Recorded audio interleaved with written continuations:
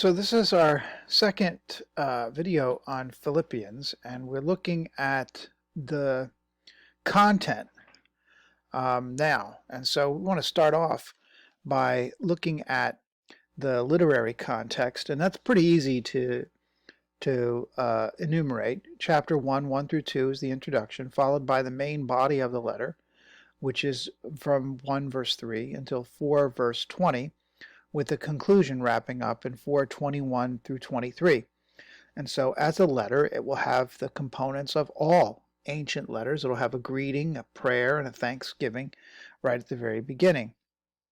And so if we go back and we pay attention to what it is we're looking for, we will be able to see those pieces if we don't hurry through to Ephesians.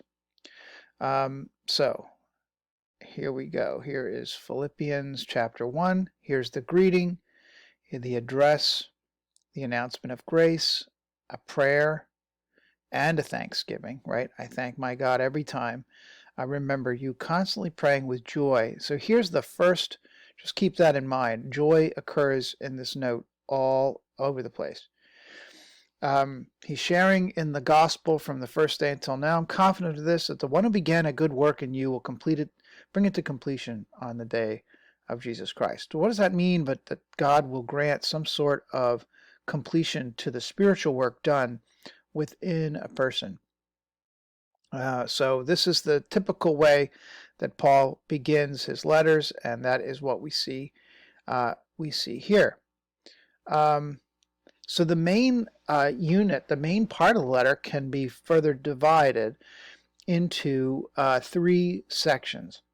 And the first, advancing the gospel, his prayer, and then the manner of a worthy life, and then obedience and blamelessness. Those passages listed there. Followed by chapter 3:1 through 4:7, pressing toward the telltale sign, that is the sign of the cross. And then chapter 4, verse 8 through 20, peace that brings contentment. So let's take a little more in-depth look at the passages themselves.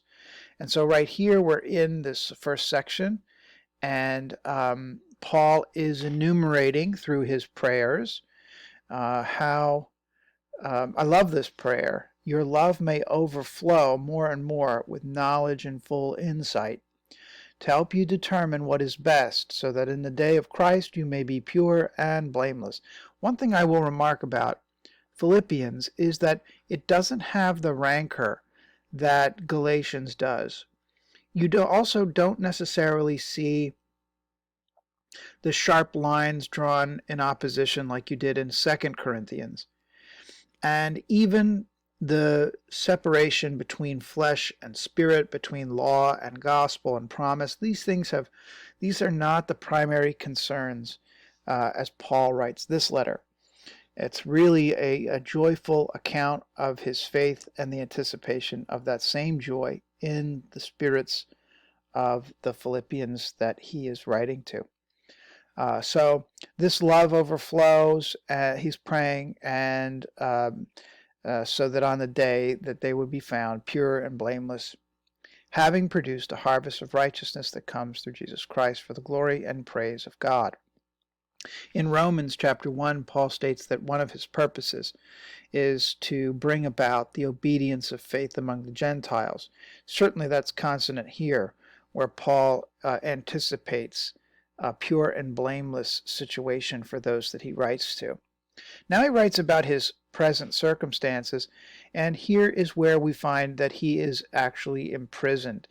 And his misfortune in verse 12 anticipates the widespread report about his situation, so that God is going to help spread his cause, and he'll be able to speak the word, he says, with greater boldness. His imprisonment is for Christ. Now, people go back and forth in theology, and ethics, talking about what constitutes imprisonment for Christ. Certainly, one component must certainly be that your imprisonment must be directly related to your activities as a Christian. Dietrich Bonhoeffer was the one who said this. He's the Christian martyr from Second World War, who was a German pastor and seminary leader, and he said that suffering and imprisonment for Christ would be suffering and imprisonment directly related to one's goals and one's activity as a Christian. His mentor, in some respects, Karl Barth, wrote that it's any suffering that a Christian participates in is Christian suffering in this way, because we have fellowship with Christ. So these are two departures. Now he does speak for just a moment, probably with Corinth, with Galatia in his mind, that there are people that preach Christ from rivalry. Look what I can do better than you can. But Paul says he doesn't really, look, what does it matter? Just this, that Christ is proclaimed in every way, whether out of false motives or true. And that's a really key point. There is so much that capitalism and competition bleed over into the church. Sometimes you find people that they want to compete with one another in terms of ministry and message. And it's always refreshing to read this little point that Paul makes, that we all grow together, we all rejoice together. When one church grows, we all grow. And Paul rejoices in this. Doesn't matter what the motive is, as long as Christ is proclaimed. I think I would take exception to a certain extent, because sometimes from false motives comes a false message, and nothing is more important for Paul than preserving the purity of the message of the gospel itself, as we know from reading Galatians. So he anticipates and hopes that he will be exonerated somehow and free. However, he says, for me, living is Christ and dying is gain. Now, this is an unusual feature here, because Paul is a very much this worldly kind of a Christian, the one who will talk a great deal about one's present circumstances and how to live in the light of Christ. He says that if I'm to live in the flesh, it's fruitful labor for me. I don't know which I prefer. I'm hard pressed between the two. My desire is to be partnered with Christ. That'd be far better. But to remain in the flesh is necessary for you. Since I'm convinced of this, I know that I will remain and continue with all of you for your progress and joy in the faith. So one thing, before we get into the next section there, see in verse 27, we start the next section, is Paul's emphasis on this world. Paul emphasizes the work that has to be done here and now. He doesn't dismiss it. He doesn't opine for heaven, doesn't look to cash his chips in and be promoted to glory. Instead, he accounts for himself the work that's right in front of him, and he does it with all of his heart. And he doesn't despise the material world. Instead, he adds emphasis to it. He says, only live your life in a manner worthy of the gospel. This little context, this begins the second section of this first big block.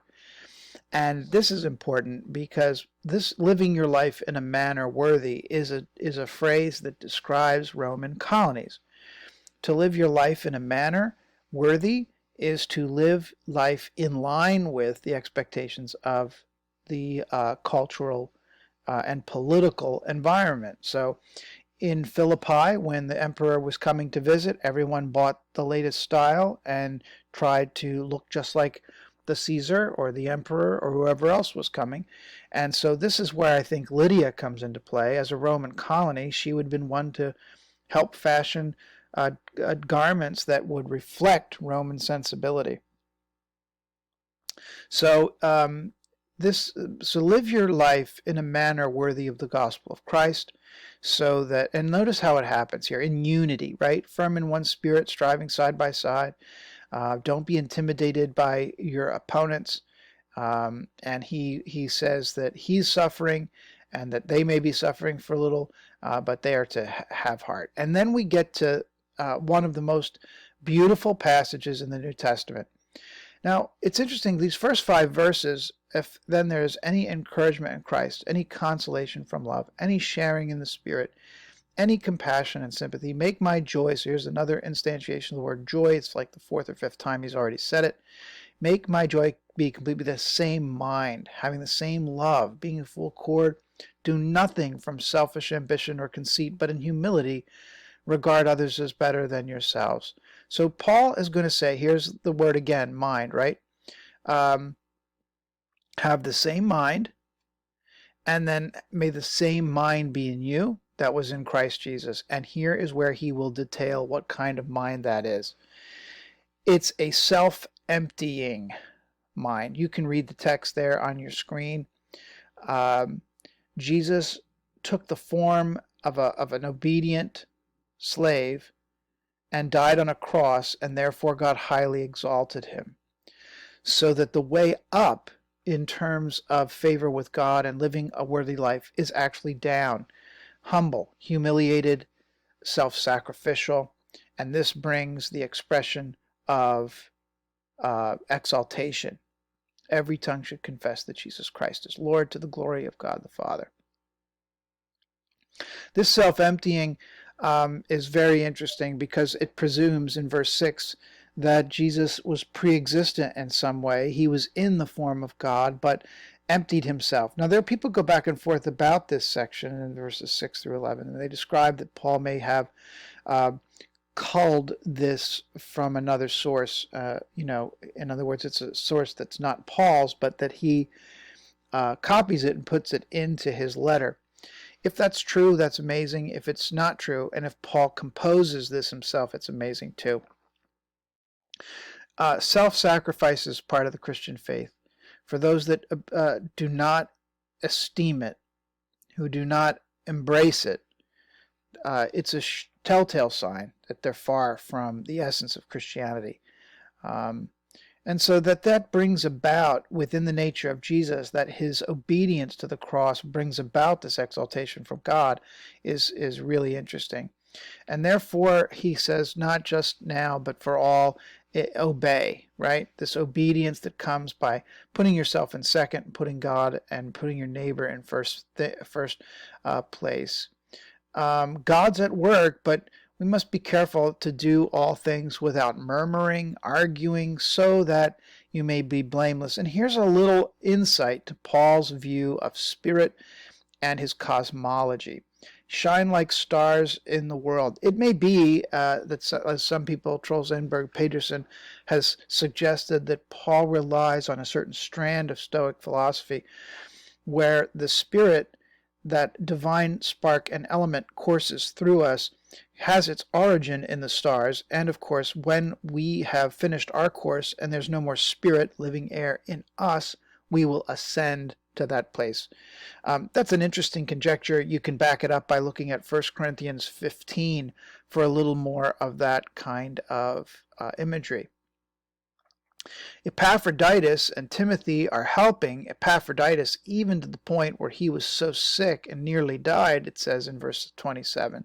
But Paul expresses his joy about sending him home again, and then we have this next section where Paul talks about these evildoers. And I'm not sure if this is genuine to this letter or if it's been crammed in. It just seems out of character. Although when you're in prison, of course, you have these moments, but this is a short letter, not a long one. In any case, you get the impression here, just for a verse or two, that Paul is reliving his Galatian argument. Here we have also a little autobiography. Circumcised on the 8th day, tribe Benjamin. This is like the King Saul, who is from that same tribe. What does he say? In reference to all of these things, he would gladly throw them out.